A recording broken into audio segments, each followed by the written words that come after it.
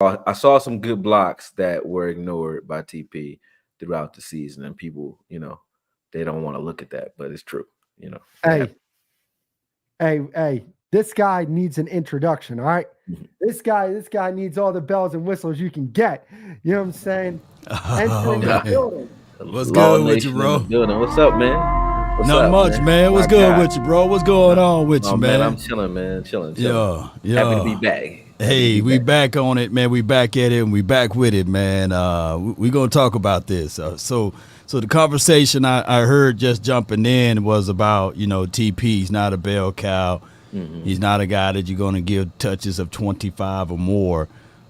Hey, nothing wrong with a Nightwing, nothing wrong with a Luigi, nothing wrong with a sidekick, and that's just what he is. He's not the main piece on the dish, and what the Cowboys try to do is make the appetizers the main piece. And some people are satisfied with appetizers, right?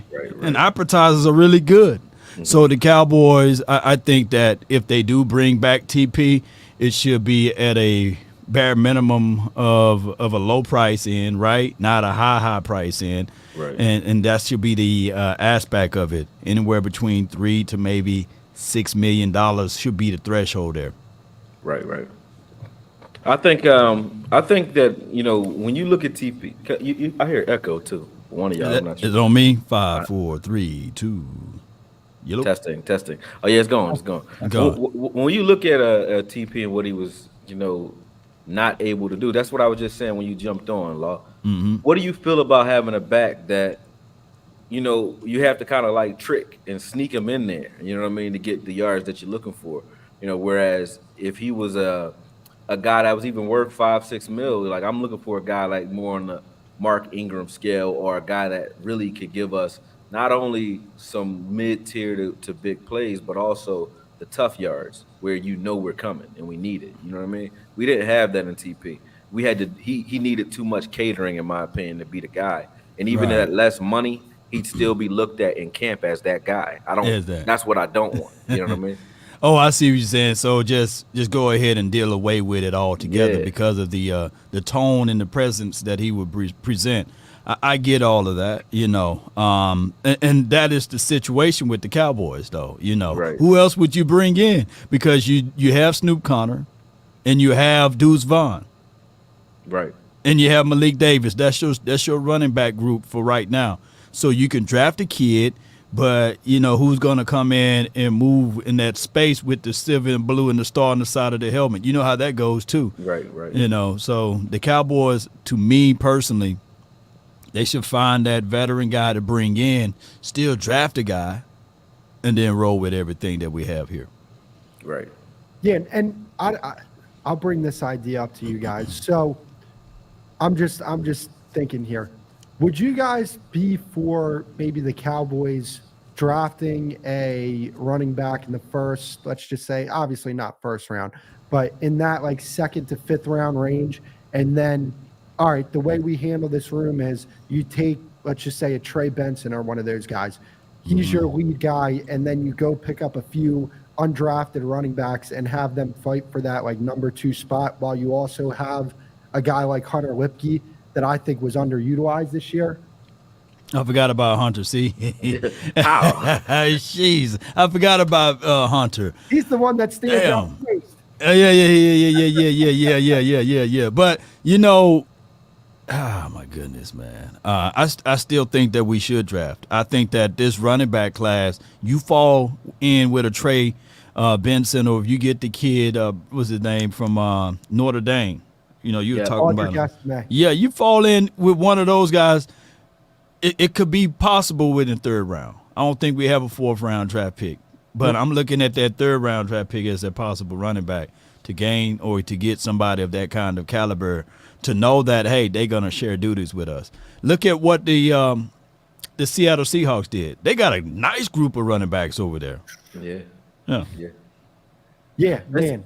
It's like that. Like I feel the same way. I think you obviously look at what we have in Rico, who I think is a all-purpose style guy, and then Hunter getting more involved in the offense makes it so that even when you go out there and you grab yourself a rookie, he can still be complimentary. You don't need a guy that has to be the guy. Right. You just, you get you another Rico style, or you get another home run hitter, one of these kids that just ran 4.3, whatever, and then go that way with it and still move forward from TP.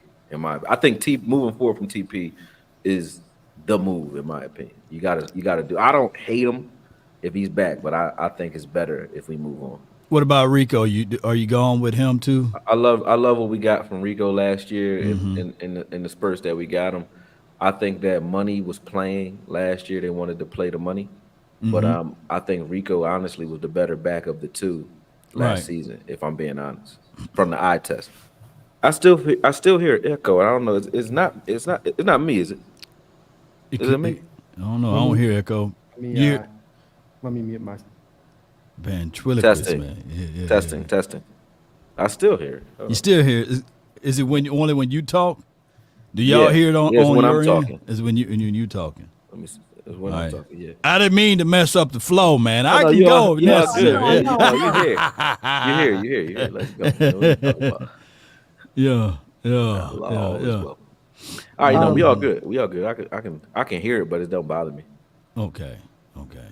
Yeah. So a conversation that I want to have is, me and Law talked about it the other day. It's Dak Prescott's contract extension, and this is going to be a topic of conversation until the deal is signed, if it is signed. Do you guys buy the notion that, an extension might not get done here? No. Go ahead, AKOYE. I'm gonna let you jump in on this, man. To me, it's like this. Like, where do you go from here if you don't do it? You know what I mean? Like, people really keep talking about it like it's an option, but give me the solutions if you decide that Dak isn't the guy, right? Like, what are you about to do next? And that answer has to be something.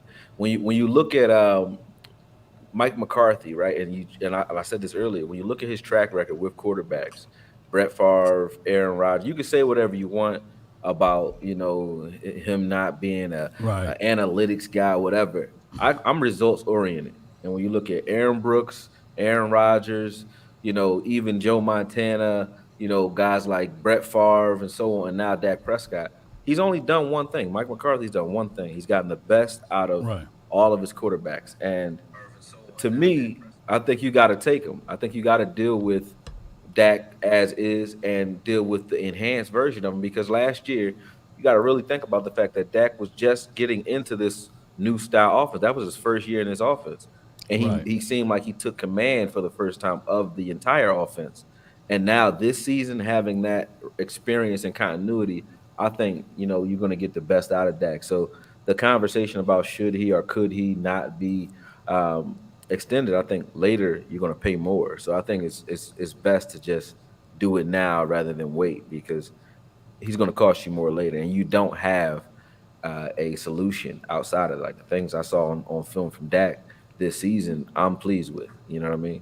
Obviously, we want to win in the postseason, but I'm pleased with what I saw. Yeah, I look at it. I look at it similarly, man. The problem is if he had the trade clause on his contract, right? Like, he can trade him, but he got the no trade clause on his contract. So that paints the Cowboys front office into a corner. Mm-hmm. Now, I know most people are looking at what the Broncos just did and say, okay, they cut fat and said, okay, they just got rid of. Let me see if I can pull this up all together, because they got rid of $85 million that they are willing to eat. But Cowboy fans, we are not the same. This is not the same situation here.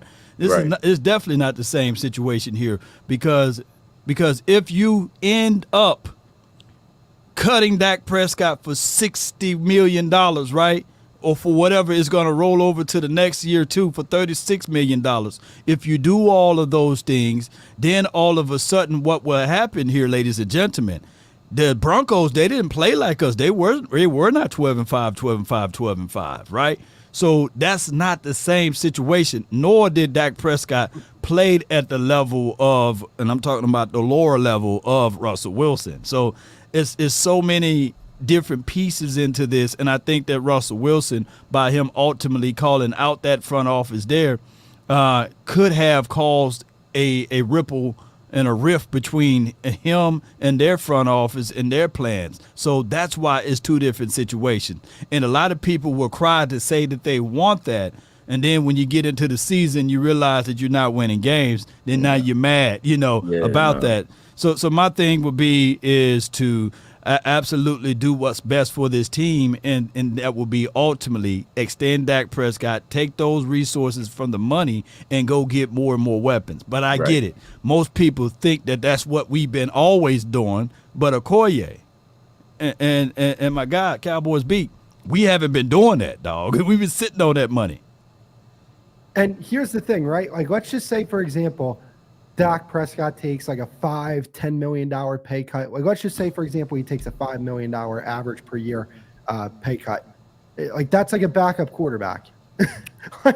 You're not really helping your team out to that extent with that type of pay cut. Like, thinking that he would take a pay cut in and of itself, I think is kind of crazy, because, I mean, we're all adults here, right? Right. If we have leverage in this situation, why am I just going to be like, all right, you want to know what? You've drugged me through the mud, all this other stuff. I'm going to let you off the hook here. I'll take a pay cut for you guys. Like, with a lot of these deals, a lot of this is funny money, right? Like, the numbers to pay attention to are the cap hits. If his cap hits are somewhere in the $30 million range, like, yeah, you average per year, you're paying him $60 million, but half that money, you know what I'm saying? It's not even going against the cap. It's Jerry Jones is paying for it. And what do we all of a sudden care about Jerry Jones' pocketbook right now? Like, I don't know about you guys. I find it really entertaining what Dak's doing with the Jones family right now. You know what I'm saying? There's a lot of fans out there. I'm talking about the negative anti-Dak, anti-Cowboys type fans. Right. Hate the Jones family so much, but then are urging Dak to bend over and take a pay cut for them. I find that to be hilarious.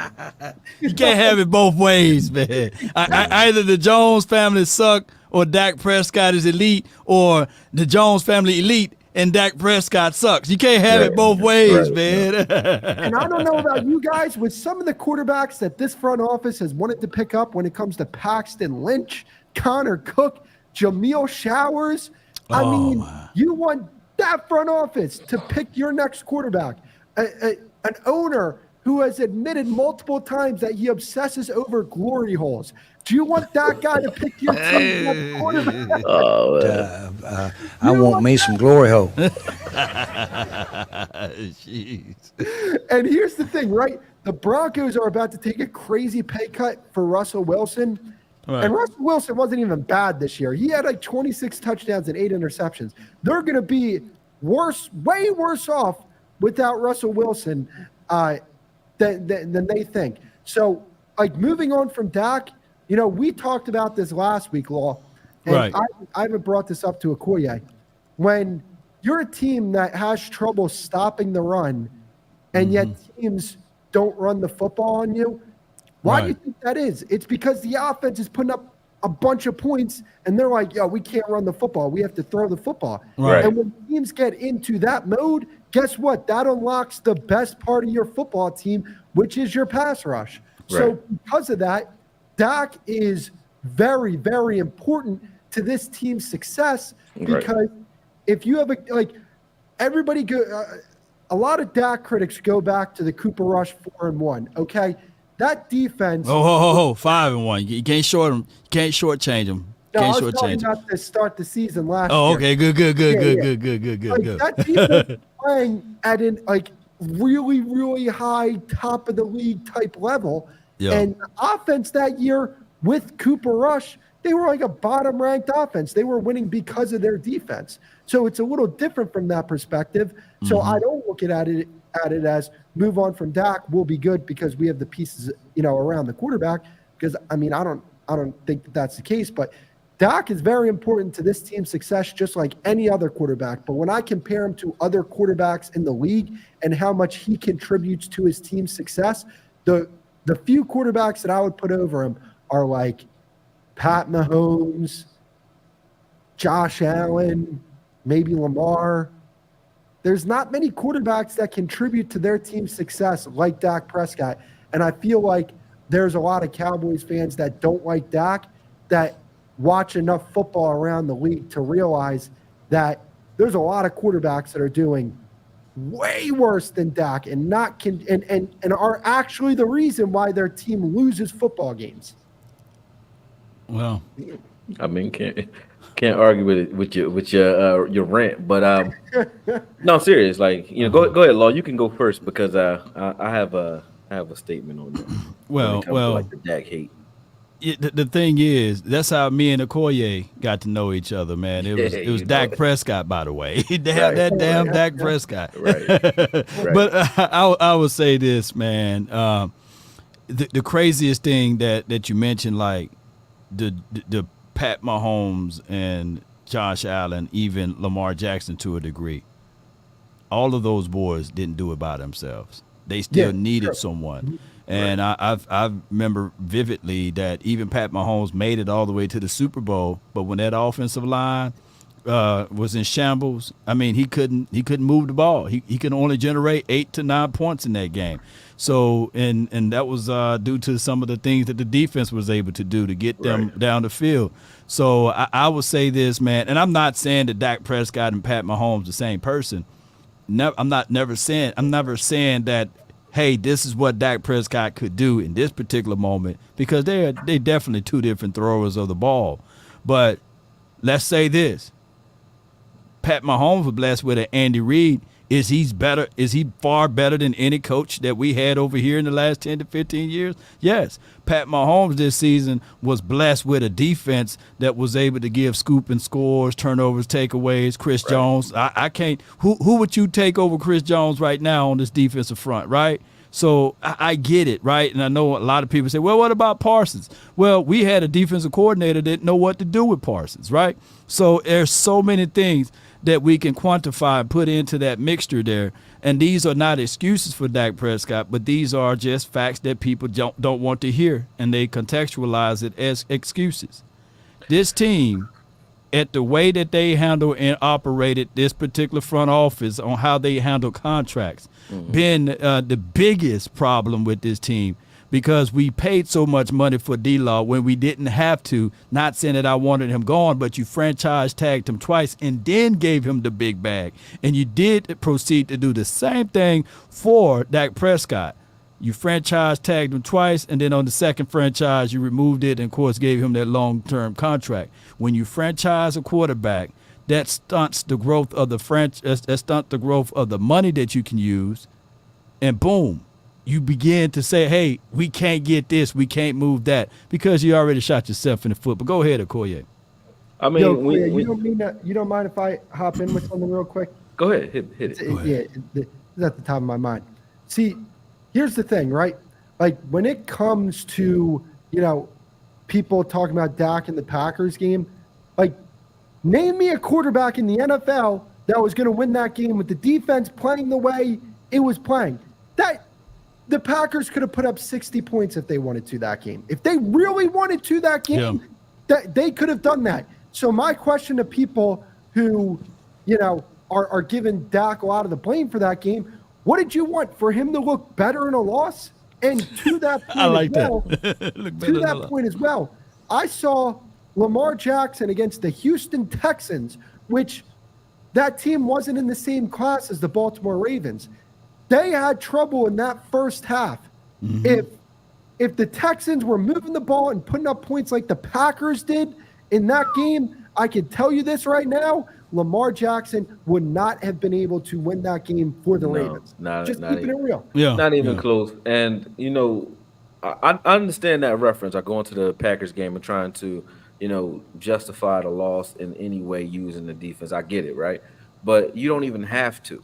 You really don't have to go that far, because even when you look at what Dak is able to do during a regular season with a Mike McCarthy last season, I'm ready to see more of that. So to act like he's not improving in such a short period of time under yet another offensive coordinator is crazy. Like, Dak has shown promise at every level. And if we're really being honest, the one thing that we haven't given him since he's been on this level, because he's shown us good football under Kellen Moore too. Let's not front. But the only thing we haven't given him during this little run that he's been on, as far as being one of the top tier quarterbacks that we're looking at, he hasn't had the running game that he had when he first came in, and he hasn't had a defense that can just flat out, like you just said with Mahomes, just give you the ball back, give you scoop and scores, be a formidable force. Either the running game and the defense should be formidable forces where we don't have to be in situations for them to be at their peak. They're just that good, like, you know what I mean? Where we can run the ball effectively when we want to. We haven't given Dak a strong running game since he's been on this type of ascension. You know what I mean? I think that is important, and I think that will take him to the next level beyond the fact that that defense can be top tier. I think it can be. Right. And if it was, then you're going to get a better Dak because you're going to get Dak in better situations, which makes Dak better. You know what I mean? And granted, all three of us are not saying that he went into that game without his blemishes, right? Without his mistakes or something like that. Because I'm seeing people say, hey, man, what about the interception that he threw? Yes, but Pat Mahomes, he had what? 5? The team itself had 5 fumbles. 5 fumbles and in an INT. Right. And they were still able to lift up that Lombardi trophy. Right. Because when they fumbled the ball, they all fought to jump on the ball. Right. When they threw the interception, instead of pouting and crying about it, their defense held them to 0 points. And the same thing on the flip side for even the 49ers. CMC fumbled the ball, right? There was a muff on one of the kicks. They didn't fold up. They played to the end of the whistle. Right. They were literally 9 yards away from winning the Super Bowl. So you got to quantify all of those things, ladies and gentlemen. It takes a complete team. But if we want to nitpick and point fingers at everything, then, of course, we will be sitting there looking like, oh, man, CMC blew that game, man. He shouldn't be playing in the National Football League anymore. X, Y, and Z things. So, no, it takes a complete team on both sides of the coin or the field. Go ahead. Right. And, hey, I got a question for you guys. When was the last time, like, ever since Dak came back from the really bad injury, when was the last time that, like, the Cowboys just flat out leaned on their run game to go win a football game? I said this, The last time I remember was, like, week 3 of 2021 in Carolina where Zeke went off. Yeah, where Zeke had a really good game. Like, that is the last time I remember this team, all right, hand the football off, go to work. Like, Josh Allen, when he played us, he didn't have to do much. Aaron Rodgers back in 2022, he didn't have to do much. Aaron Rodgers, when he played the 49ers his last time in the Green Bay, didn't do much that game either. He had less than 200 yards passing and like 1 touchdown for a back shoulder to Adams. That was about it. The rest of it was all Dillon and Jones. So you're right. The moment you said that, it made me think of the inverse. Like, look what Josh Allen was able to do against us when we played against the Bills. I mean, when was the last time we ever had a game like that? Yeah. Exactly. Right. Oh, he killed us, man. Yeah. Yeah. And he didn't kill us, but the running back did. Yeah. I do think so. Here, I'm starting to be, the more removed we are from this playoff game, the more optimistic I'm starting to become about the team. And the main reason why is I feel like this defense under Mike Zimmer will be better this year than under Dan Quinn. I think that his style of defense, it's more consistent to like replicate a certain level of success. And I think you could be consistent like that. And I also think that, me and AKOYE were talking about it backstage. I think Dak is going to go crazy this year. I think he's going to go crazy. I think he's going to flirt with 40-plus touchdowns this upcoming season because I can't remember the last time somebody took over an offense, installed a whole new offense, and they were the number 1 offense in football. I can't remember the last time that happened. So it doesn't happen. That's why, and that's what the problem is. Is like with the respect that McCarthy has still yet to get for what he's done. Is it's the karma is coming back around on that because we look at 12-5 3 straight times as something to like to sneeze at, and it's not. And then also looking at the fact that Dak broke his thumb in last season with Kellen, right? And when he threw all the interceptions, nobody talks about that. And then they don't talk about what type of bounce back year he had with a fully healed hand in a new scheme. And you saw early in the season him kind of trying to get his grips on this playbook.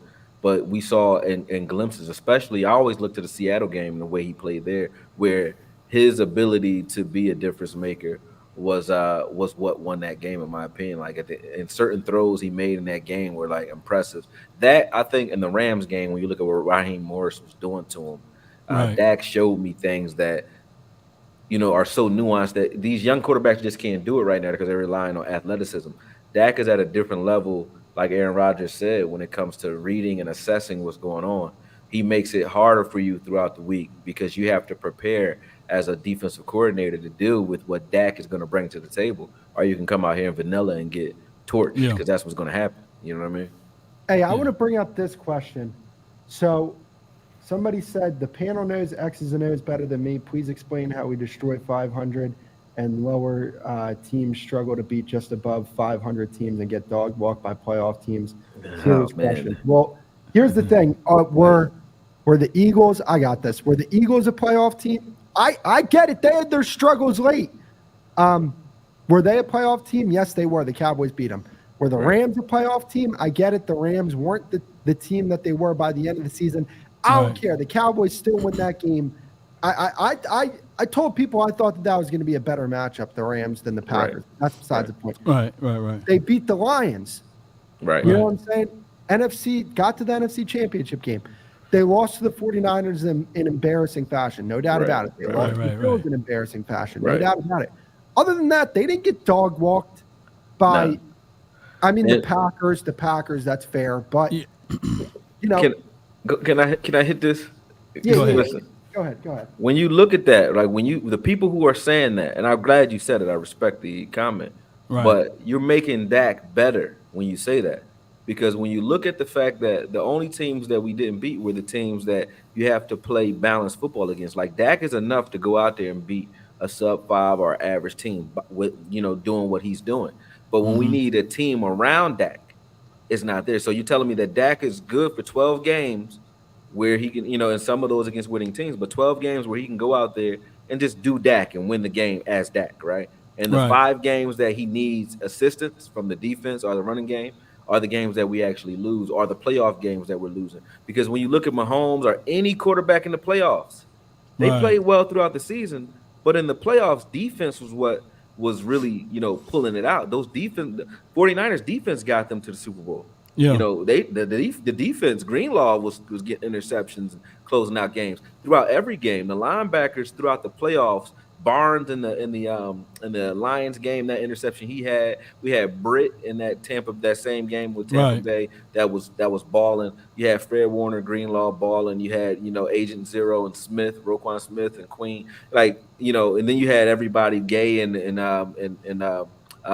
Bolton over there in KC. So linebacker play and defense was what really was the difference maker in all those games, including the Super Bowl that went to overtime. So Pat Mahomes needed his defense to win the Super Bowl, right? So in those moments where Dak needed, hey, I need you to do it because it ain't gonna happen from just me this game. Dak never had that. What they trying to say, what they trying to do is make it a 1-versus-1 sport. Like this is tennis, or this is absolutely like basketball, where you can spread it and go ISO and say, okay, now win the game for me. And this is ultimately not that. I like C.J. Stroud. I think that he's going to be a phenomenal player. But what they realize down the stretch, they need a damn run game, right? And I'm quite sure the focus and the emphasis of the offseason will be for the Texans to get them a run game. And that's just the reality. You're going to need a balanced approach team, man. When we played against the Cards, we had no reason to lose that game. But we also had no reason for that opposing team to put up 255 yards on the ground on us, right? For that to be ultimately, hey, this is at the end of the day, this will be the blueprint on how to beat the Cowboys for the 2023 season. And if you look at all of the teams that beat us, they ultimately were able to run the ball with authority at some shape, form, or fashion, or our defensive players were not able to stop the run and gashes and stop those pivotal downs on third downs for those teams to extend drives. So I get it. The quarterback, could he play better in moments? Yes. But at the end of the day, we didn't have a threat of the run, and we couldn't stop the run. And when I'm saying the threat of the run, so many people wanted to fight me and AKOYE over Tony Pollard. All we were saying that, hey, just bring in another running back. I get it. The offensive line is porous and trash, but still there was some meat left out there on the bone, you know. Right. And not to reference the other dude that stole cologne and draws and all of that stuff, but I'm saying there was meat out there, man. Come on. Right. Hey, It definitely was. You guys would be able to speak on this better than me because, you know what I'm saying? I was still in the womb the last time we won a Super Bowl. What do you think of this? Yeah, Joseph. Go Let me watch see. it. Go watch Aikman precise passes and no interceptions give Cowboys a 13-point lead. Okay. mean, Now, well, you guys would know better than me. I mean, Didn't the Cowboys, Yeah. like outside of the quarterback, have one of the best teams that has ever been assembled? yeah. yeah. They're kind of the reason for the salary cap. But when you look at that offensive line and Emmitt Smith having that, like the triplets were called the triplets for a reason. You got Emmitt Right. Smith on your team. It's pick your poison. Are you going to load the box and try to stop Emmitt and let Michael Irvin one-on-one go off on you and cover one? Or are you going to try to cover Irvin and Harper and Novacek and those guys and then let Emmitt kill you because you got light boxes? It was pick your poison, Right. and it worked. So give us that, and then we can talk about, you know, Dak not having precise passes. Like if you're able to run play action, Dak can't run play action right now. He can do some draw work from Right. shotgun, but every time he turns his back from under center on this defense, like he gets blown up or it doesn't look good because nobody believes it. Nobody cares. yeah. If you're running the ball, they don't care. Well, no threat of yeah. And here's the thing, though, as well, right? Like when you can't run the football effectively, that means you're not wearing down a defense, which actually hurts your passing attack because now those pass rushers, like let's just say, you know, when we talk about the Cowboys, right? Like when teams want to run at Micah Parsons, they're trying to wear him down so he's not as effective as a pass rusher, right? Right.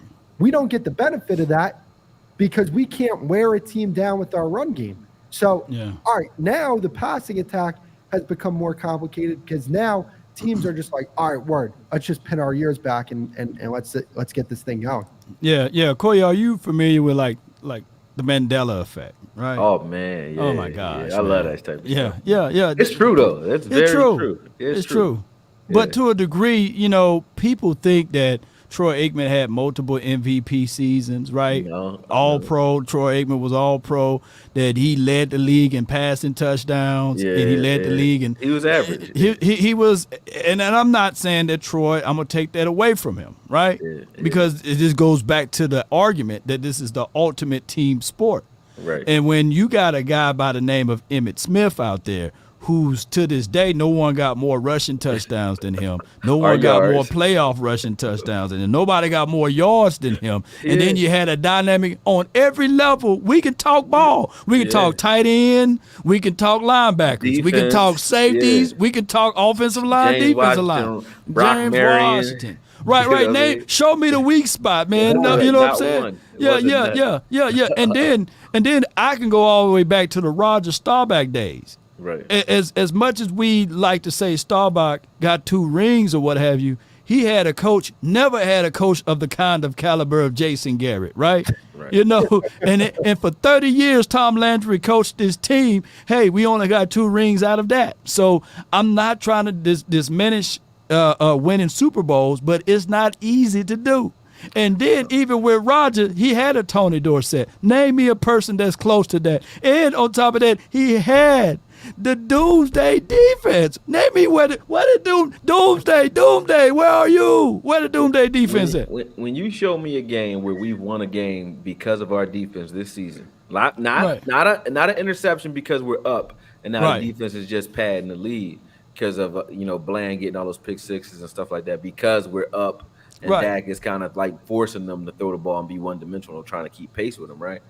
Show me a game where the defense is just like it's even, like the Super Bowl or like that Lions game and so on, like or the Packers game where the Packers are up and that defense, our defense brought us back in games and won the game. We don't have any game where that happened. And if you just gave us 2 of those, we're 14-3. I mean 14 and what's that? Yeah, 14-3. Yeah, If yeah, you yeah, give us 2 yeah. of those games, you know what I'm saying? Yeah. Just 2. And- Give us 3, you know what I'm saying? We're 15-2. So it's like that hasn't existed for us. And if we had that at least once or twice a season, you know, our record would be even better. And I think we would probably win in the playoffs if we could just say, hey, Dak, you can lean or hide behind at Yeah, times what your yeah, defense is able to do. We yeah. don't have that. We've seen lesser quarterbacks do more with Right. better defenses. So Right. how is this an argument? Yeah. And one thing that I want to bring up, like when it comes to like, oh well, I mean, they just beat bad football teams and they just beat average football teams. You know that there are better teams in the league that lose to average or below average football teams.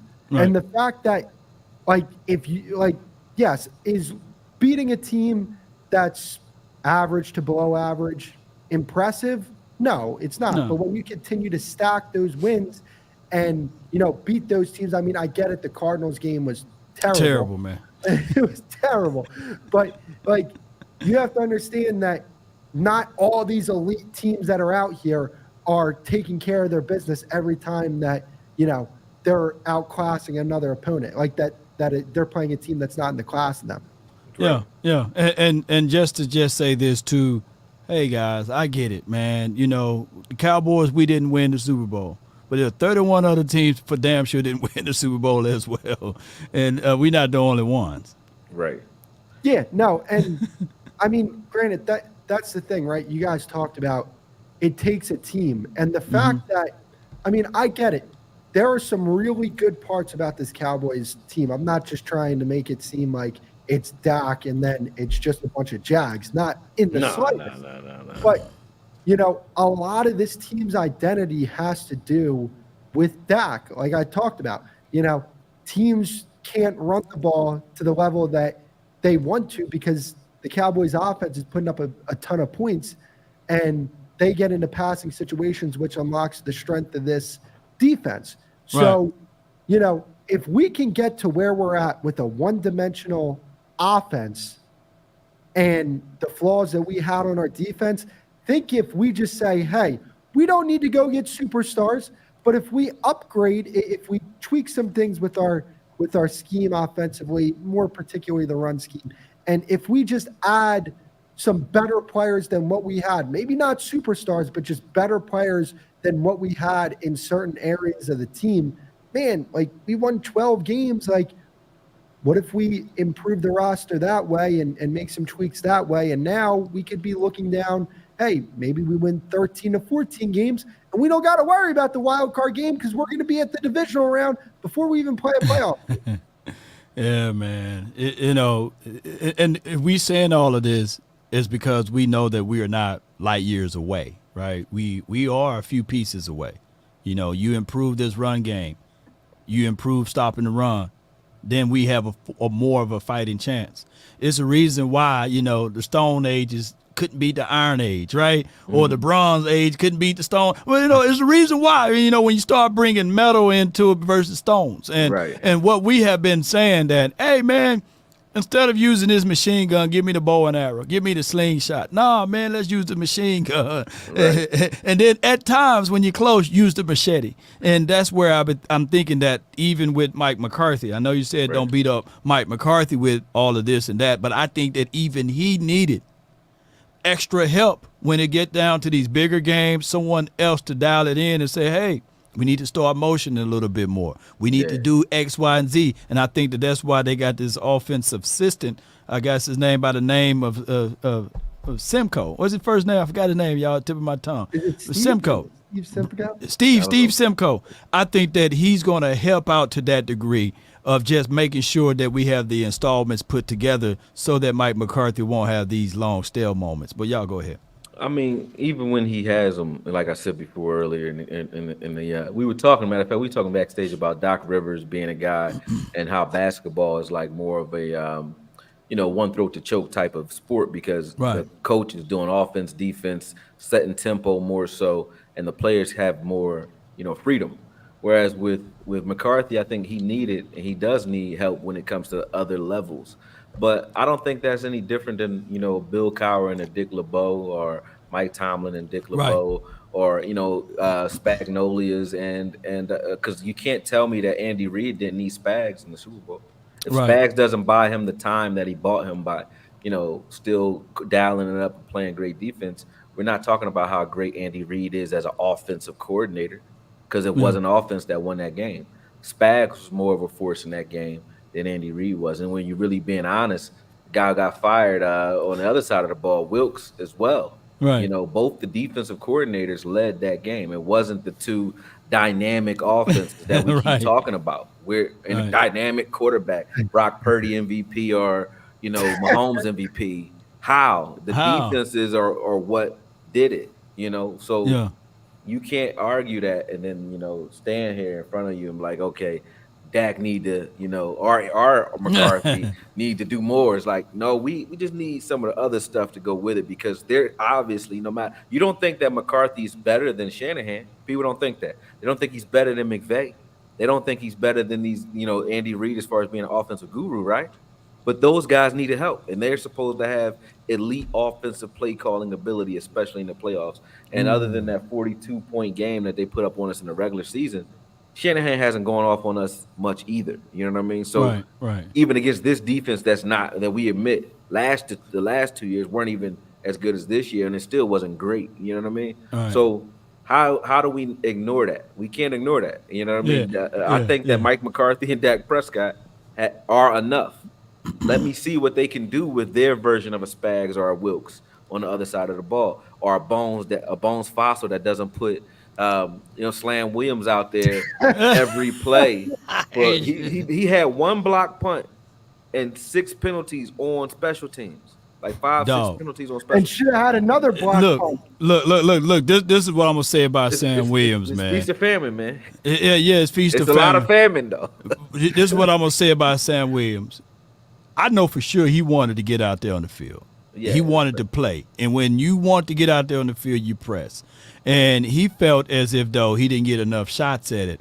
So hopefully, man, this offseason, AKOYE, when I talk to him personally, when we jump on that podcast, matter of fact, I'm gonna let you know. I'm gonna say, hey, fly in, because we in conversations with his trainer, and I'm not gonna ask some crazy questions. You know what I mean? Right. But I'm gonna look. I know for a fact that he wanted to be out there, and he's pressing. When you got a defensive edge guy being your gunner, He's so trying. you try to make a play, and I don't fault that kid. He slapped the hell out of Jalen Hurts in that game, and the ball bounced off the ground, bounced right back to him. You're like, damn. Yeah, and then get taken out in the second half. Get of that taken game. out. Yeah. And I'll say this about Sam Williams, or Slam, as well. Right. And you guys got to get credit for making that up too. But when you look at him and look at the way he is as a person, that's why a guy like Zimmer and Rex Ryan were attractive to me. Any of those coaches, really, Wink too. Any coach that doesn't mind telling his best players, how good they can be and actually pushing them. Because I think Slam Williams is a guy that if you give him more, you will get less of the other stuff from him. Yeah. You just let him. He's an in rhythm guy. He doesn't. I'm like that. If you put me in the ring, you say spar, and I don't spar a lot. Yeah. I'm jittery. I'm nervous. I do extra stuff. But once I settle in and stay consistent on it, I'm better. You know what I mean? Yeah. But if I start and stop a lot, I'm not. It's not the same. And you got fighters that are like that too. They need to be constantly going. I think Sam Williams is the same way. He needs to be like teacher's pet to keep him out of trouble in the off season, and also to get the most out of him on the field. I think Sam Williams is not. Is nowhere near a bust. I think you just got to use that talent. When you have a guy that's 6'3", 270 that runs a 4.4 and still shows you that he can be a gunner, and you can't figure out what to do with this guy. You don't know what to do. This is what you need to do. You need to have somebody like this at him. Get your up there, contain the damn ball. That's what it. we doing? Too many missed tackles. Let's go. That's a We're fact. too damn soft. I just hate mistakes. I hate mistakes. You need now. That's Come what on. he You're a trainer, so you already know, what he Koye. need right Hey, there. boxers got to keep their hands up, man. You see them getting tired. You dropping them hands. Yeah. What you gonna yell at them? Keep them hands low. What you gonna be yelling? Yeah, you got to get on them. It's different with everybody. Like you when you have a guy like D-Law, you probably don't got to say much to him. Right. But you got certain guys where you less is more. You give them some attaboys because they kind of like don't know what they are and they go ham. But you got other guys, you curse them out and they give you everything they got. So just Right. you got it's like a measurement. It's like temperature. You got to turn certain things up or Right. down to Right. figure out who you're dealing with. But when you look at Sam Williams, he's a guy that you need. You need to be more like a Parcells was, where it's like you get in another fight. If you lose a fight, you're going home. You know what I'm saying? Straight up. You get in another fight, you lose, you're going home.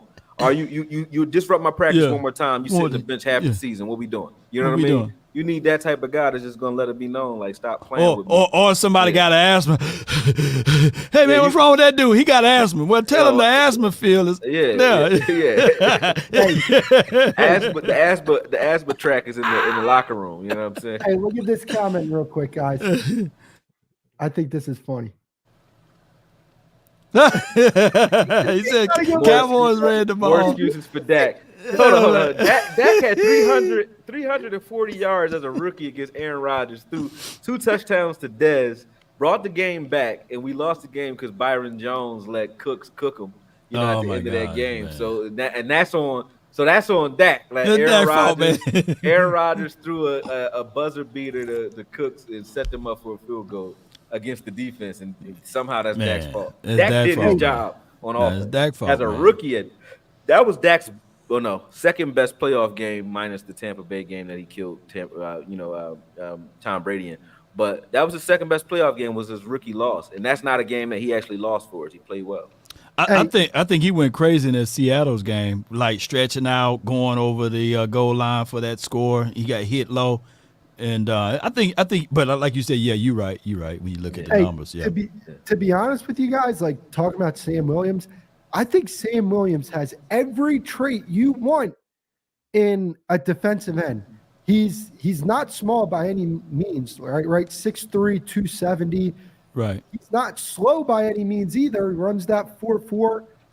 Like, he can rush the passer at a very high level. I think he has the potential to be a really good run defender. To me, I think he has a very high ceiling. And the fact that Dan Quinn allowed the linebacker court to be the way it is without allowing Micah to play linebacker was criminal to me. Criminal, dog. Oh my, bro.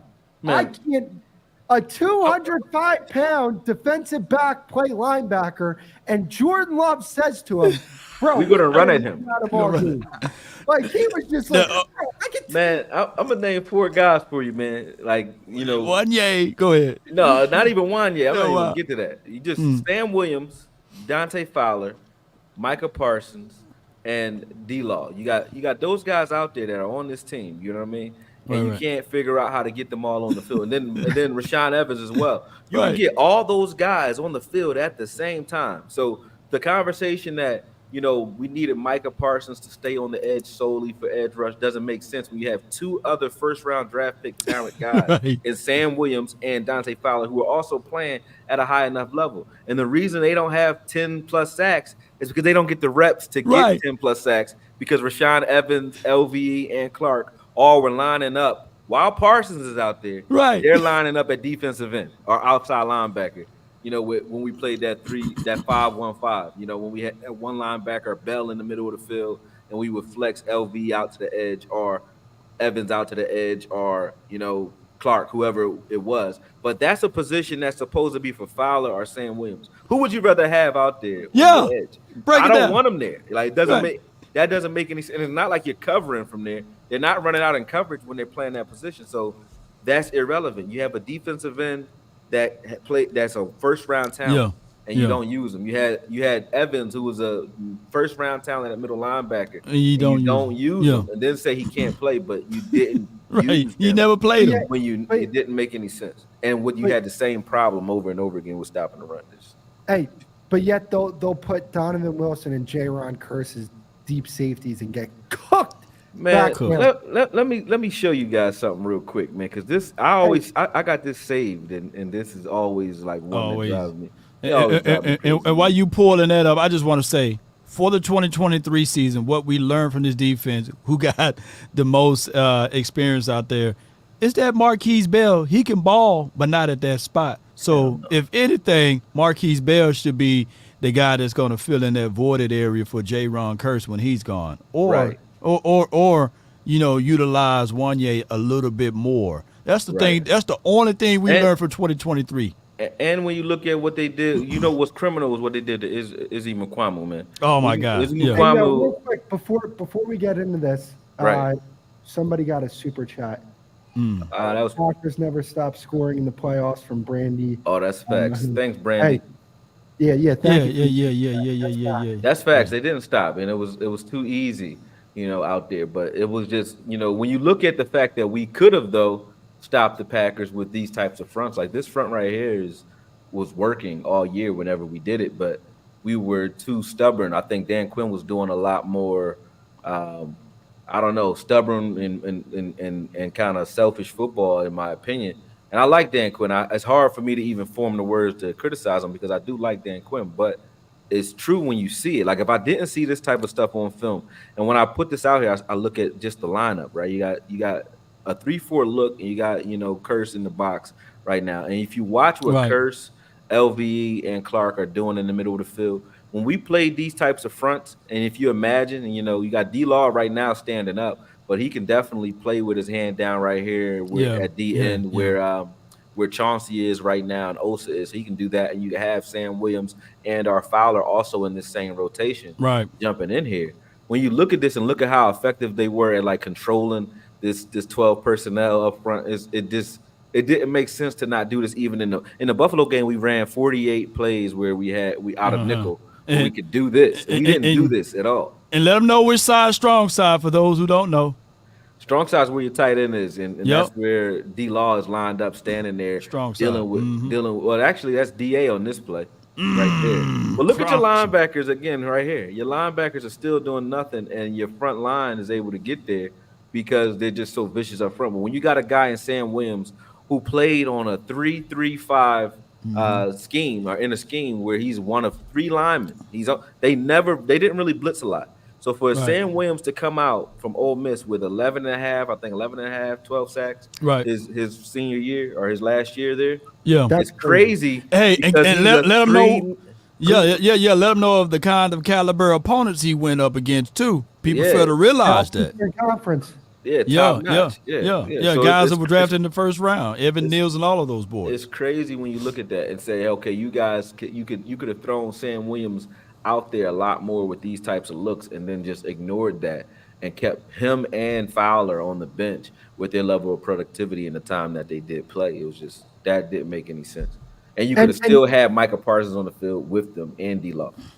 And to add to that, right? Like this notion that, well, I mean, like if Micah wasn't on the field, they weren't getting any pass rush. That is ridiculous. They had pass rushers on that team outside of Micah Parsons. They just didn't use them. Hey man, the damn Bills looking at it like, what pass rush did we needed to stop? You know what I'm saying? And then the Green Bay Packers, they're looking at it like, shoot, we'll run the opposite way. Run at them. Yeah, that's it. So go ahead. do you guys think, like, I want to talk about the safety position for a second. How do you guys feel about the safety position? Because I actually feel really good about this position if they, decide to part ways with Jaron Kearse. Because, like, I was watching that Giants game again, and Wanye Thomas was all over the field in that game. The first one or the second one? Both of them, actually. Yeah, well, I mean, in particular, the first one, like, he got in the slot, guarded. Blocked a field goal, too. Darren Waller. Wanye Thomas was everywhere against the Giants.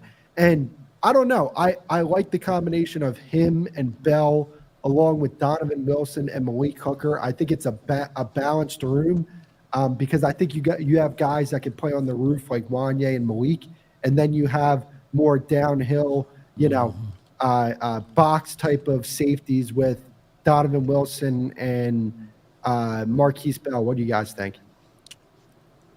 Well, Go ahead. when you look at Wanye and Izzy, right? Izzy, I think, is a guy that you can move back to either slot or just straight corner, and he'll be fine. And he's our best. Izzy is our best defensive back because he can play everywhere, right? Every position on the defense, slot, up top, in the box. You know what I mean? He can do what you ask Kearse to do and erase the tight end if you need him to, and he can play outside as well at a good enough level, right? So I think he's our number one overall DB because of flex. And then number 2 to me is Wanye because Wanye can play sort of like Darren Woodson did. He's 6'3", damn near 220, can play in the box, bigger than Darren Woodson, can play in the box, can play up top, can also play in the slot, because you saw in that Carolina game he was guarding Thielen on his own. I got you 1 second, cousin. Yeah, he was guarding Thielen on his own. So when you look at a guy that's able to do that, I like what Wanye gives us in the safety room. And then when you look at Bell, Bell's just a box guy. I think Wanye can do the things you would ask Bell to do.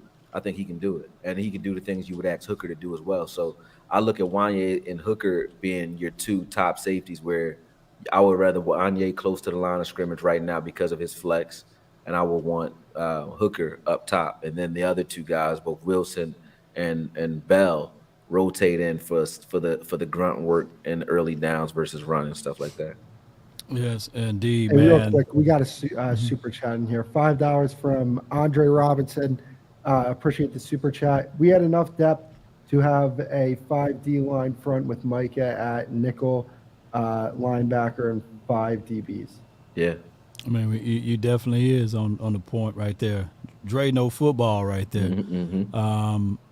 Right now, we don't have a lot of depths inside, though, because Osa is our long stay and interior defensive guy, and he's a 3-tech.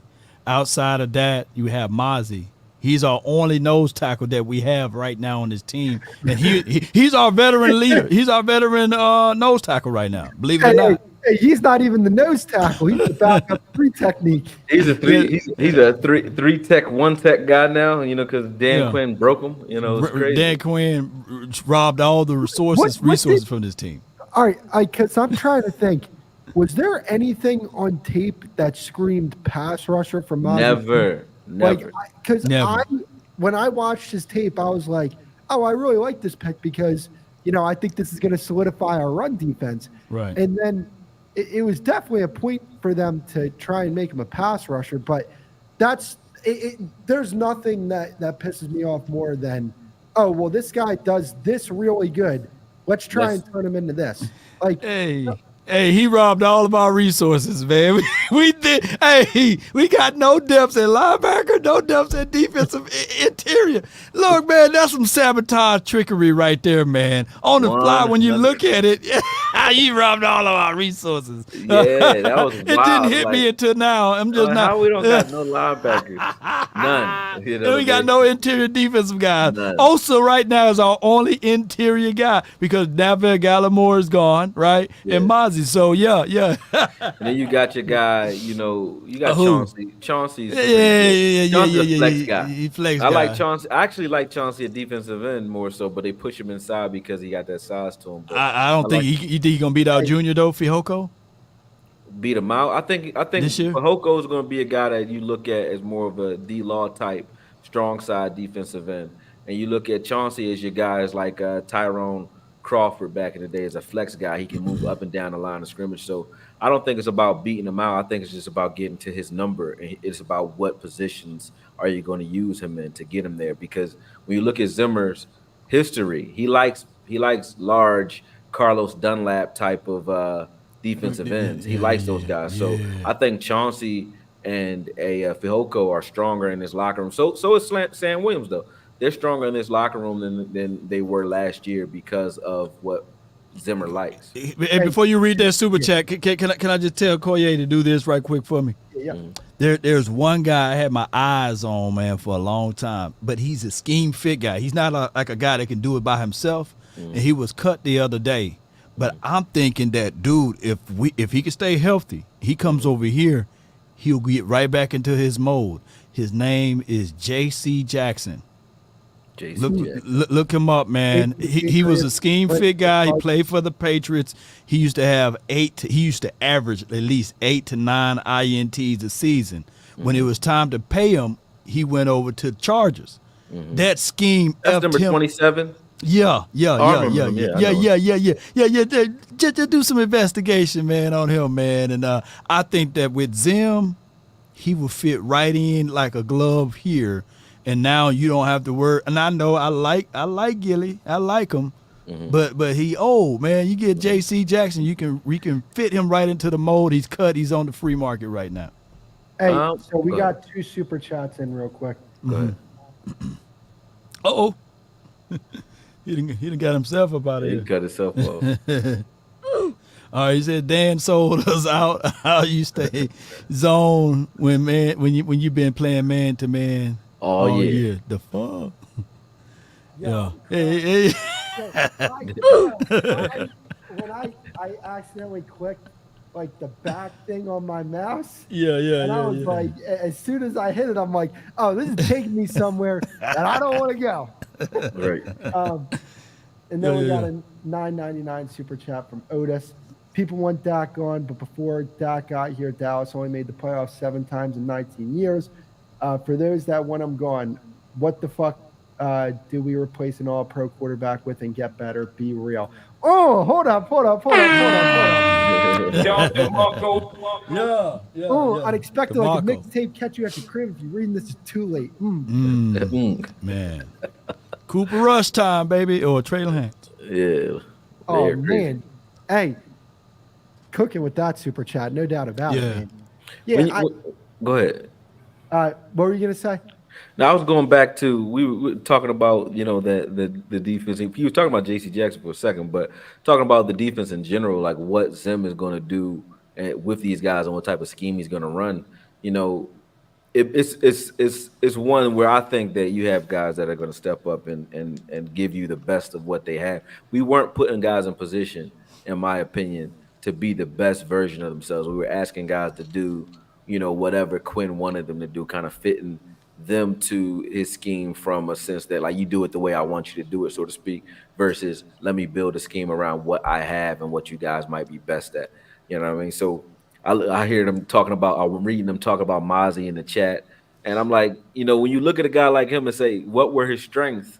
He was a wall that didn't get off, and he was immovable until he lost 30 pounds. So Yeah. I look at that and say that's what I think Zimmer's going to get back to, and he's obviously going to put an emphasis on linebacker. But his main claim to fame, honestly, and you hit it on the head, Law, is secondary. Like Zim is a guy that gets coverage sacks. His pass rushers, I know people say Danielle Hunter, but his pass rushers weren't the thing. They were getting pressure because of the amount of time quarterbacks were forced to hold the ball, because Zim shows you so many weird different looks and tries to make you play after the snap. It gives you an extra second or two to get to him. And we saw with that lack of press in the Eagles game what it meant to Micah Parsons when he's winning in half a second and the ball is still out. When you're dealing with Hurts at that, getting the ball out that quick is because you're not smothering the line of scrimmage, and that's what Zim's going to do. So a J.C. Jackson type of guy, Gilly even is fine with his Zim, because Gilly's not going to take. Zim's not going to take Gilly and put him 15 yards off the ball on a regular. He's gonna get him on the line of scrimmage and make him press and put him right in your face, but also give him help inside or over the top at times where the quarterback might not be expecting it, allowing Gilly to take different risks because of his understanding of the scheme. Yeah. Somebody say go get Eddie, but I like Eddie Jackson, but I don't want him. He ain't gonna beat out Yeah, Wanye. He ain't gonna beat out Wanye. He ain't gonna beat out Wanye though. So I don't know about you guys. I like the fact that Mike Zimmer's on a 1-year contract. And I think because of that, I think he's been chomping at the bits to get back. And this is his last ticket in the NFL, to be honest with you. Right. So I think that this defense is going to go crazy next year. I really thought going into this season, personnel-wise, the Cowboys had everything that you needed in a defense. And I had really high expectations for the defense. And, it was a good defense, no doubt about it. But the problem was there were glaring holes, and they didn't address those glaring holes. And even when they did address it, the front office, when they brought in Rashaan Evans, Dan Quinn was like, nah, I'm straight. You know what I'm saying? I'm just going to roll with a 205-pound defensive back that everybody's just going to run at, all day. So, I do think that level of context needs to be added when it came to the defense. Like, this is not a personnel problem with this defense. They have everything you need on that defense. It's just, is Zimmer a guy that's going to be able to utilize the talent to its best ability? I think he will be, which is why, when we talk about what's the difference between next year's team and this year and last year's team is going to be. I think a more consistent defense to me is something that I think we should expect as fans going into the next season. Yeah, when you look at Zimmer's double A gap scheme, and when you look at the way he performed with the guys he had, I know people are going to argue with me, but I don't think his defense were better than our defense, but they weren't more talented than the players that we had. So his scheme was making those guys better, all of them. You know what I mean? I think he has a better safety room here. Yeah, Harrison Smith, which I think individually 1-to-1 is probably better than any guy that we have in the safety room, right? Because he can do a lot. But when you look at the entire room of 4 or 5 safeties, we have a better overall safety group. When you look at linebacker, obviously he's going to do something there. But when we got Barr, I think Kendricks is crazy talented. But when we had Barr, we looked at Barr like he's kind of limited. So I know he was injured when he came to us, but when you look at the things he was able to do with the Barr and get the best out of him, when you look at it, the way he sets up his defensive line and then his secondaries as well. I mean, I think that we have a lot of talent here for him to work with. And when talent meets skill and scheme, you get greatness. And I think we were relying solely on talent last year with Quinn. It's like if we were more talented than you, we would flood you. We got you out of here. We ran you off the court. But if you had a team where you were tough and physical and had an actual attack for that talent, rather than saying, "Hey, we're going to still pass the ball," even though we're dealing with the number one pass rush in the league, no, we're just going to run. And do they have an answer for that? And we didn't have an answer when it came to scheme. It was just talent. We're going to out-talent you. Even when you ask Quinn about it, like some of my press conference cringes were like when he would say, "Oh no, we just weren't tackling well." Like, come on, bro. They weren't tackling well because they're not in position to make those tackles well. You know what I mean? So, that's all scheme. But when you point at the scheme, you're pointing at yourself. When you point at tackling well, you're pointing at the player. And he would never point at himself. He'll say like, "Well, we got to do better. We got to do better." But it's not that hard to tell what was wrong with the team. From the moment Overshawn went down, you knew what was wrong with this team.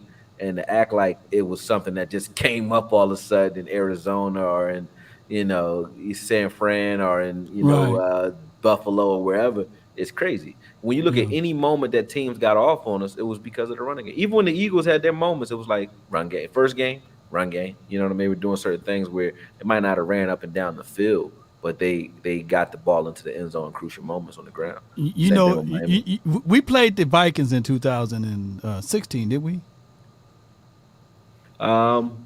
2016, 20, and 2020 too, right? Oh, you talking about did we play them back then? Yeah, we played right then. You know the craziest thing about it? Even though we beat that team, they still gave us fits with Sam Bradford, man. And even on that roster, believe it or not, I'm looking at it, they had Terrence Newman on that damn team. Yep. That's crazy, ain't it? Yeah. They had T-New on that team, and they still gave us fits, man. And you think of the Linval Joseph, you think of the Everson Griffin. They had Chad Greenway. They had Eric Kendrick.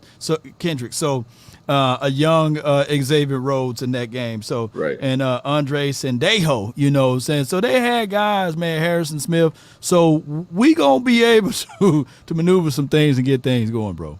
Hey, to piggyback off something that AKOYE said, there was nothing that pissed me off more in a press conference than when Dan Quinn went out there after that Bills game and said, "Oh, well, I mean, the reason why we let up so many yards on the ground is because we didn't tackle well enough." Okay, why didn't you tackle well enough? Because you were playing defensive backs as linebackers, bro. Get your up there, contain the damn ball. This is why we do it. Too many missed tackles. Let's go.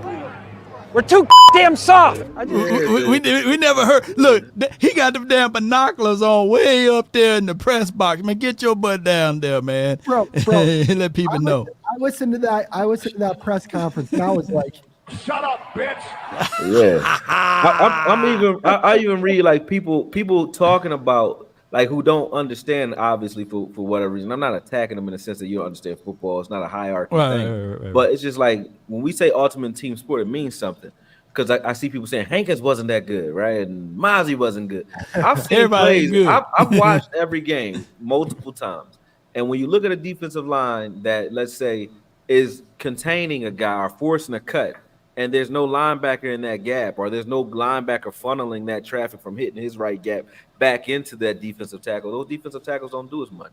So when you look at what Hankins was doing on the field, I watched him winning his reps, but you can win the rep, and then, if there's a back door or there's a linebacker that's not in position, or if that running back knows, I don't care what this defensive tackle does, I'm gonna press the gap to get him to, choose a gap, and then I'm cutting it back at his linebacker no matter what, because I know they can't deal with this offensive line that's getting to the second level at those guys. So I don't look at Hankins or Mozzie or Osa or even Chauncey as guys that weren't playing well. I look at it as, if you don't have linebackers that set the tone, it doesn't matter how well you look in the front, because when you look at what we did to stop the run, it was only when we came out with 5-man fronts up front. So those were the guys, when we did stop the run, that were stopping the run. It wasn't the second level. So that's a big issue that they gotta address in the draft, man. And I can't wait for us to, just solidify that linebacker core, because I think that we have a lot of talent up front that are getting disrespected from some of the things that we didn't see on that second level. Hey, Yes, and I want to add something to that, right? Like, Hankins is a good nose tackle, all right? But Right.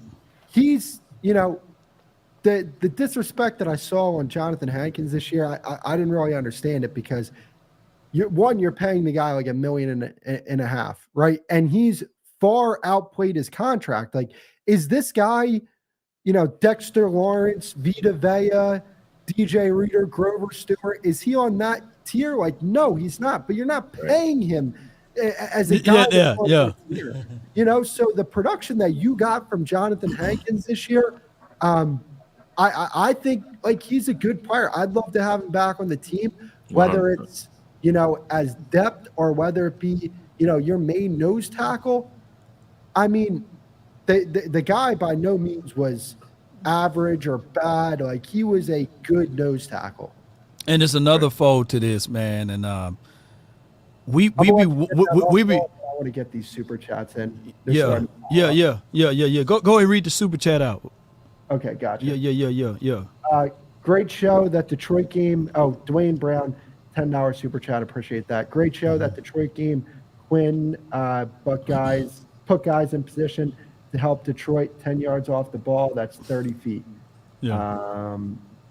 We have a $4.99 super chat from Seiton Tropes.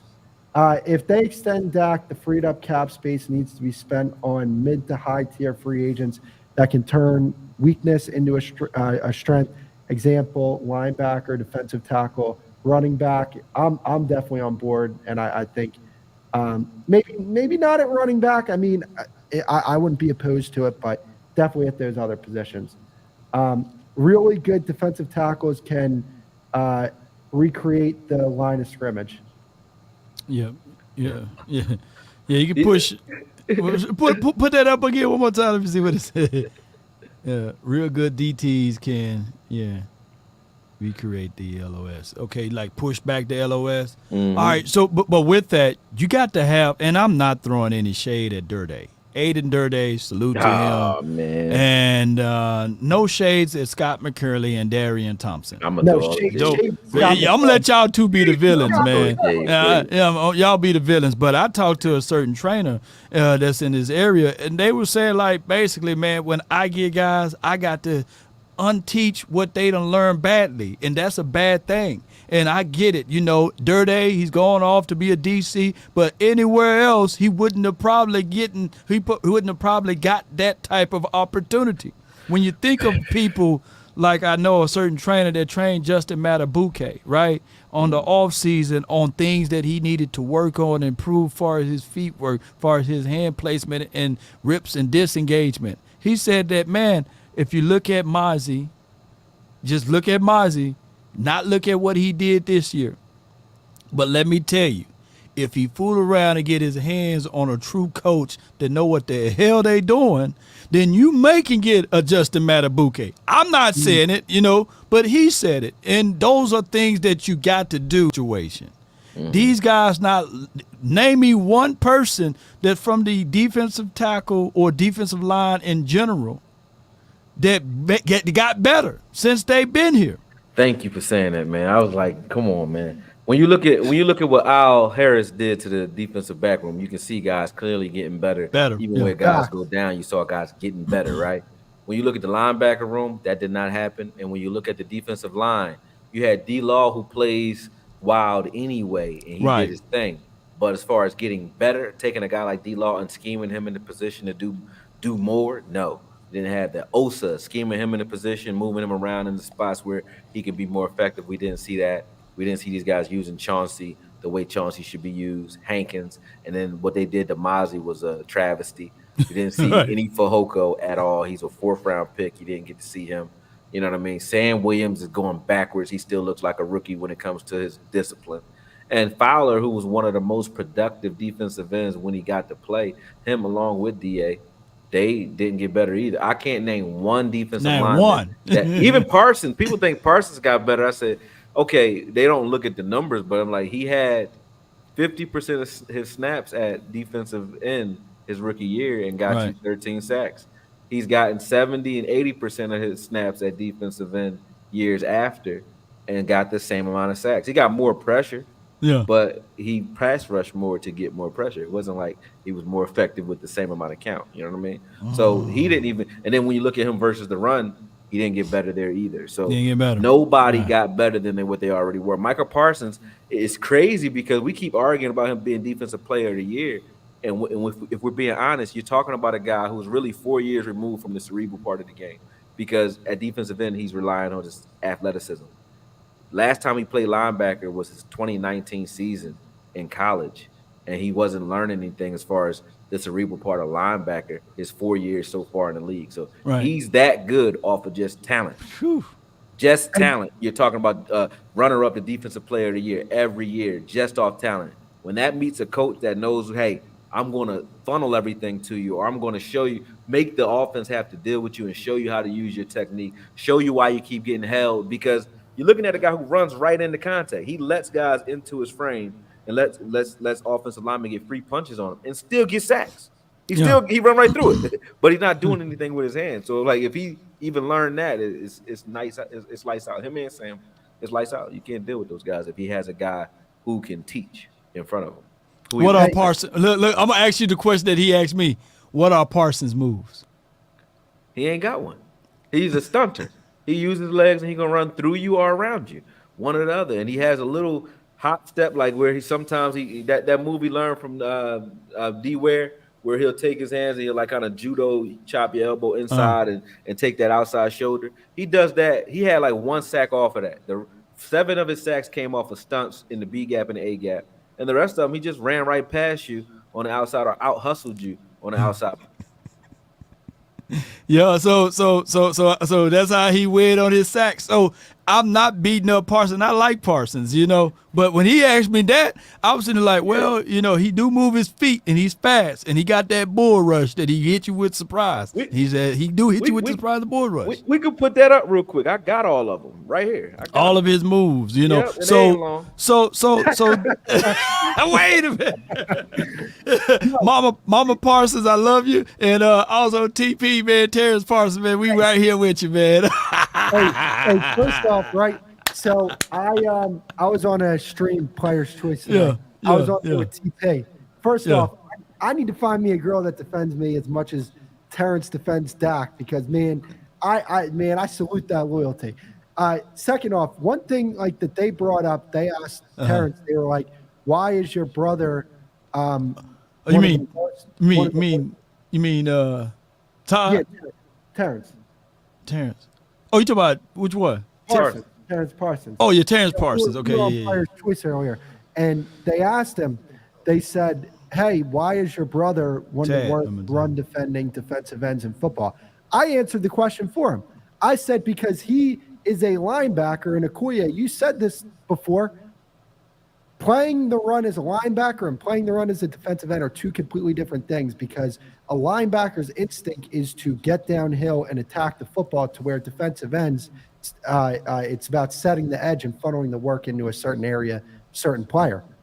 Right. And keep it contained so that if it spills out, it's yours. Right. Yeah. Sure. Like Micah, I mean, AKOYE, we went through the Dolphins tape with him playing linebacker. He was getting downhill and making plays against the run because at the end of the day, Micah wants to be in a position to make plays. And something that Terrence talked about earlier that, I wanted to bring up was that, when people were asking Micah about linebacker and, why don't you play linebacker more, he was saying that the reason why Micah was defending Dan Quinn is because he felt like he had to stick up for his coordinator. So what I'm wondering is, did Micah actually want to play linebacker, and was Dan Quinn the reason why he didn't play that more? Yeah, I never talked to you about that one, AKOYE. Because I mean, I would say, see, in the two choices, right, that you look at sound crazy. One, if Micah Parsons thinks like a linebacker because he is a linebacker, and when you look at his best play, his rookie year was because he played more linebacker. When you look at his best film and best tape as a football player, it was his 2019 season as a linebacker. And when you look at that and say, hey, let's just take the cap off and just do pass rush stuff with this guy, you know what I mean? That's already crazy enough. But when you say, hey, we did that because we lost D-Law his rookie year and we needed help. Right. Didn't we need help at linebacker? We did. So the same reason that you put him at edge, because that's where you needed the help, is the same reason you should have put him at linebacker, because that's where you needed the help this year. Now, if you wanted to make long-term plans and move him to somewhere else later, that's different. But where you needed the help was linebacker. So the question as to whether or not Micah Parsons wanted to or not doesn't matter. It didn't matter if he wanted to play defensive end, did it? Because we needed the help there, right? That's why now Dan Quinn came out and said that basically, he basically got lazy with it. He was very creative when he moved Parsons to that edge because he was trying to get him back to linebacker because he didn't want to get him hurt because of his size. So they yo-yoed him, right? And then the following year, he went on a tour and said, hey, I'm going to gain weight, right? But he didn't. He didn't. Right. He still, of course, football weight is different, right? So he never gained that size and strength. And we've seen the whole year play out, but he played more percentages on the edge, right? And then this past season, this was the past season when he said he was going to gain more and more weight, right? The past season. Right. And we saw how that played out. Now, Parsons' words was that there were packages for him to play linebacker, but the man upstairs didn't put him in that spot or call those packages. And he was basically saying that it wasn't his fault. Right. Hey, and Law, that's great that you brought that up. Because when he says, hey, we had packages where I could have played linebacker, put that where you want to put it. He told you where to put it. He told you exactly where to put it. Yeah. Because what I get from that is, all right, if those packages aren't being called, I'm assuming that's coming from your coordinator. Right. So it has no choice but to come from Dan Quinn. You're right. Like there's no doubt about that, man. Go ahead. Hey, but no, I'm getting what he's saying. If I wanna make my resume look pretty, my resume would look pretty by me taking this guy named Parsons and getting Defensive Player of the Year, and also by me being this a genius of using Marquise Bell at linebacker and playing and winning all of these games. I think that Dan Quinn, to me, checked out. I think that he already foreseen that, hey, after this offense started rolling, he knew that for sure that Mike McCarthy was going to keep this team. Right. I think that if we were to end the season by week 5, Dan Quinn would have been the head coach here. Yeah.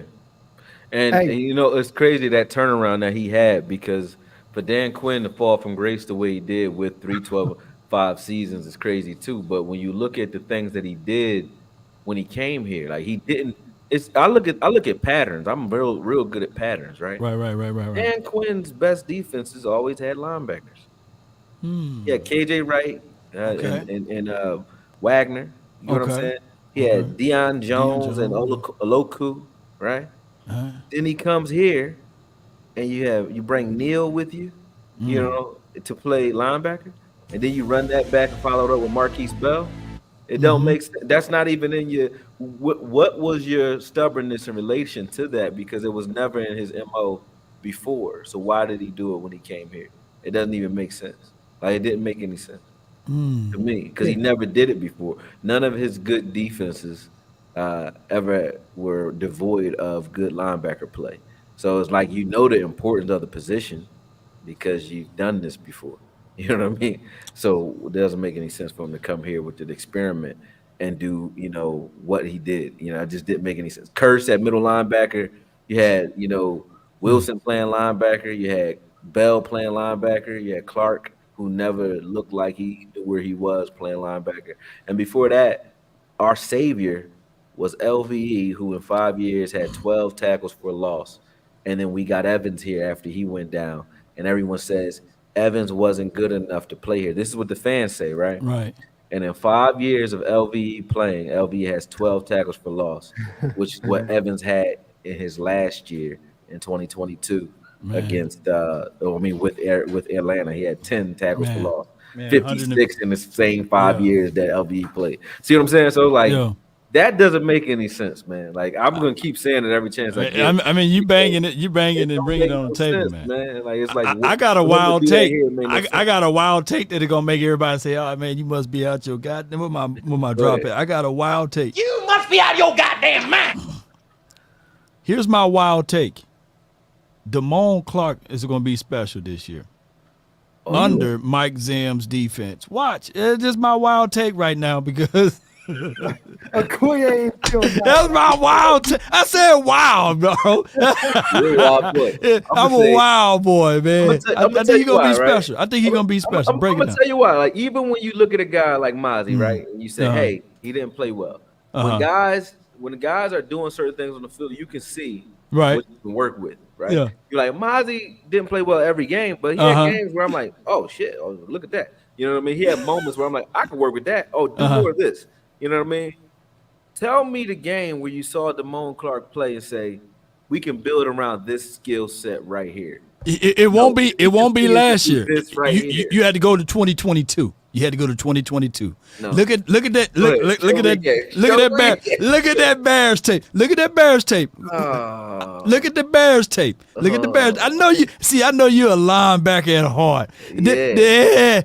Hey, you gotta show me more than one game, man. Hey, what Scout say? All you need is one game. What Scout say? This entire year, I ain't seen one play where I was like, if he wasn't there on that play, we wasn't making that play. I ain't seen him make one of them. I saw Bell do that a couple times, even though he was out of but he was position. size. You know. I never saw Clark make a play where it's like Clark blew that up.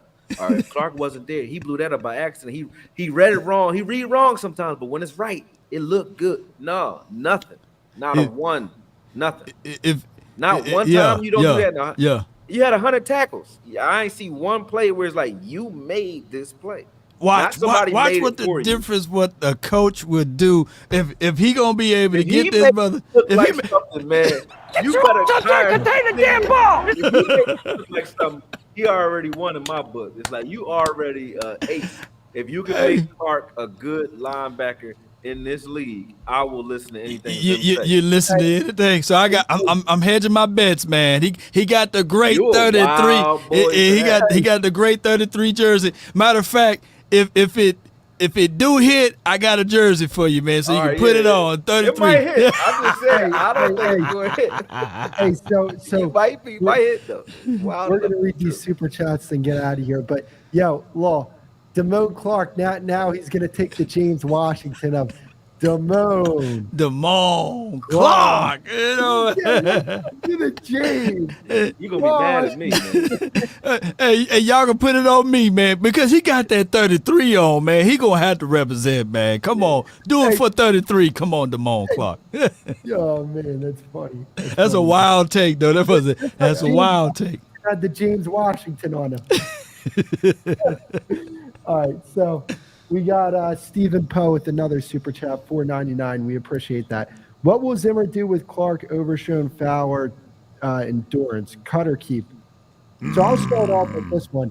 I think Clark and Overshown will be on the team, and I don't think Fowler is going to be on the team, nor do I think Dante is going to be on the team. Dorrance. Yeah, I think Fowler is mad because he didn't get the playing time he should have gotten with his Right. level of production. He could probably see something else elsewhere. I think they would probably benefit from having him back, but I don't know if he'll come back. Outside because Fowler can be a 10 sack guy somewhere else if they let him Yeah. start. He can start and give you 10 sacks, 8 to 10 sacks easy, just off of talent alone. But so I don't know if he comes back.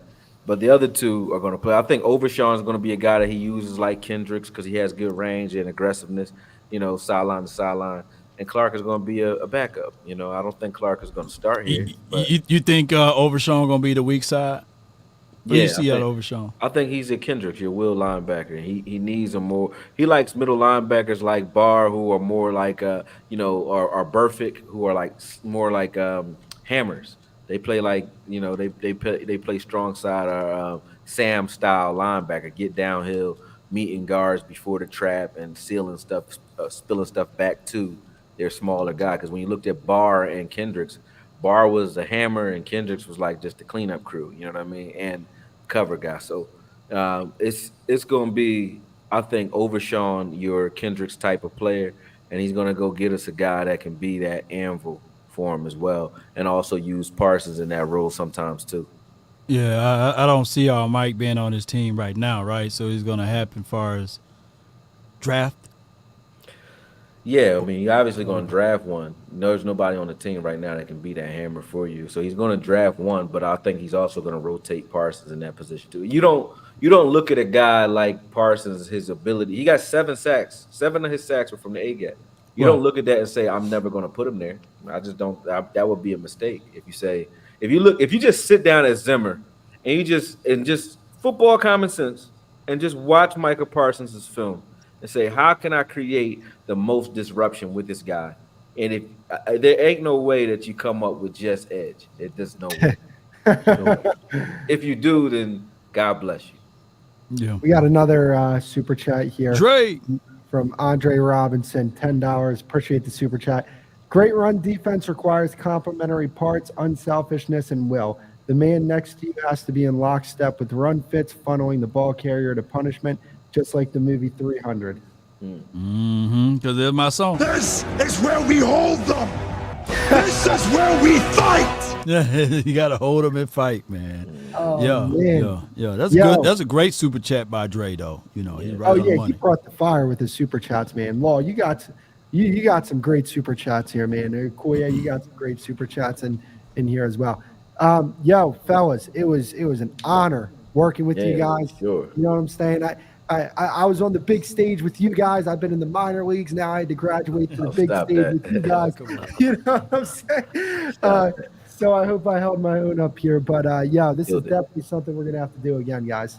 Oh, anytime, man. Like I said, like you guys both bring good energy, and like I said, anything law on, I'll jump on anyway. Man, come on, man. I just fly out there too, Law. I still got to meet you in the flesh, man. Man, so hell yeah. That's weird. I haven't met you yet, man. Yeah. You're the only one I haven't met yet. I believe. Yeah, we got a link. We got a link. What am I out of this, man? Hey, we that Philly product, man. Both of us that Philly product. both of so y'all we both right got down to the fly street. out there. Yeah, we got to fly out there. Yes, man, indeed, you got to man. come over on here, down. Law, if you want to. Oh, hey, Oh, man, that's somebody for sure. tell me I got to come over to Philly, man. I got a lot of people that follow me and watch me over there on that side I of the actually was world. gonna call you yesterday about Natchez. I'll hit you offline. I was gonna hit you about Natchez because it's a spot that I want to see. That's a historic spot called like the Devil's Punch Bowl. Oh yeah, know what that yeah. is? Hit me up. Don't go at night though. You know. I was gonna check that out. Hey, what happened to Okoye? Swallow that. He got. Hey, when soon as Law comes out, we'll take him to Kensington. You know what I'm saying? Right? Yeah. Yeah. Take Lord of zombie apocalypse land. Wow, man, y'all got that area I too. got the funniest story, bro. So this was when I was in like the 8th grade. My friends were in a basketball league in Kensington. I had no idea what That's like Kensington was. not a good idea. And Yeah. so they're like, yo, we need an extra guy. And I'm like, yeah, let's go, man. I'm ready, man. And then we go to the most ran down gym I'd ever seen in my life. We roll up and bro, when I tell you, they was like grown men. We lost by like 40. I'm like, Yeah. what the hell am I doing in this league? Yeah. And I'll tell you this, we were just like a bunch of shooters. So you know what I'm saying? Nah, it's a different ball game. And then even with basketball, it's like crazy here, but it's like a different ball game here when it comes to Kensington, man. Kensington, you already know, and I see it all the time. But you drive past people. I'm dead serious on this. Me and my fiance just drove past this guy who had like what you call like alligator arm or something like that. Dang. Like an abscess on his arm. Dang. He pulled the skin off his arm and was walking across the street, leaking his whole arm just gone. But he not like running like this is an emergency. He just walking looked at us casually. like he looked at us like mind your business and what are you looking at? You know what I mean? But Mind his your arm business. was like when I say leaking, I'm talking leaking. And he wasn't running nowhere. He was standing on the side of the street like that was something normal. So I'm like, this is crazy down here. Kensington crazy, man. Man, Kensington's that's crazy. But yeah, Devil's Punch Bowl, I want to see it. So Hey, I'm coming to hey. Natchez for that. Yeah, come on down, man. We got another super chat on our way out, man. Ratio Cowboy says thanks for the show, gents, man. Appreciate you, man, for your Appreciate support, you for bro. coming out. Yeah, man. Hey, Appreciate you. hey, you know what time it is, man. It's time. You know what I'm saying? It's You got some time outro. You got some outro? Yeah, Yeah. Here's the- Yes, sir. Peace, fellas. Come on. Hey. Oh, Y'all man, love this yeah, song right here, man. I love it, man. I heard what you said about the inspiration part of it. What Yeah. inspired him. Hey, The Wire. I didn't make the beat. I can do something like this, man. If I wanted to, you know, man, I'm a terrible dude. Yo, Law, you Yeah. got Yeah, man. It's All right, dope well- right here. walk up. I got that as well. But, all right, all right, please. Salute. Hey.